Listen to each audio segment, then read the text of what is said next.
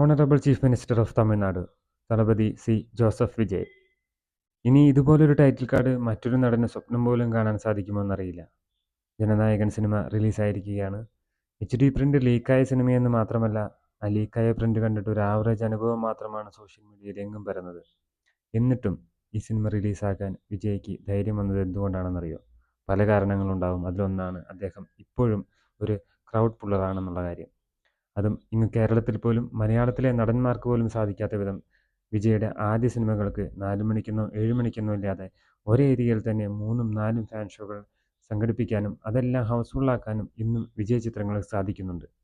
സിനിമയെപ്പറ്റി പറയുകയാണെങ്കിൽ ഒരു ആവറേജ് അനുഭവം മാത്രമാണ് സിനിമയ്ക്ക്. പക്ഷേ ഈ സിനിമ കാണാൻ വരുന്നത് ഒരു ചിത്രം കാണാൻ വേണ്ടി മാത്രമല്ല, അദ്ദേഹത്തിൻ്റെ അവസാന ചിത്രമാണെന്നുള്ള ഫീലോടെ തന്നെയാണ് എല്ലാവരും തിയേറ്ററിലെത്തിയിട്ടുള്ളത്. അതിൻ്റെ തുടക്കവും അവസാനവുമെല്ലാം പഴയ സിനിമകളുടെ വിഷ്വൽസ് കാണിക്കുമ്പോഴും സിനിമയുടെ ഇടയ്ക്ക് പാട്ടുകൾ ഉൾക്കൊള്ളിക്കുമ്പോഴും എന്തിന് അദ്ദേഹത്തിൻ്റെ രാഷ്ട്രീയം പോലും ഉൾക്കൊള്ളിക്കുമ്പോഴും ഏവരും അത് വളരെ സ്വീകാര്യതയോടെയും വളരെ വികാരത്തോടെയും കൂടിയാണ് അത് കണ്ടുകൊണ്ട് നിൽക്കുന്നത്. ഒരുപക്ഷേ ഈ സിനിമയിലെ രാഷ്ട്രീയ ഡയലോഗുകളെല്ലാം TVKയുടെ വിജയത്തിന് മുൻപായിരുന്നെങ്കിൽ പലരും വിമർശിച്ചാണ് ഇതൊക്കെ നടക്കുമോ എന്ന് ചോദിച്ച്.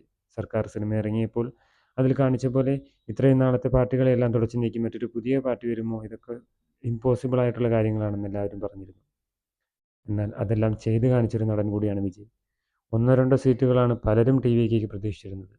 ഞാനടക്കം വിചാരിച്ചിരുന്നത് ഒരു 2ാം സ്ഥാനം, ഒരു 40ഓ 50ഓ മാക്സിമം 60 സീറ്റുകൾ വരെ.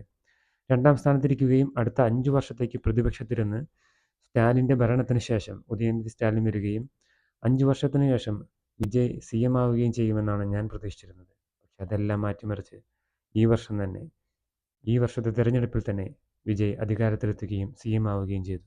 ഈ സിനിമ കാണണോ വേണ്ടയോ എന്ന് ആലോചിക്കുന്നവരോടാണ് എനിക്ക് പറയാനുള്ളത്. ഒരു നല്ല സിനിമ കാണണമെന്ന വിചാരത്തോടെ ടിക്കറ്റ് എടുക്കേണ്ടതില്ല.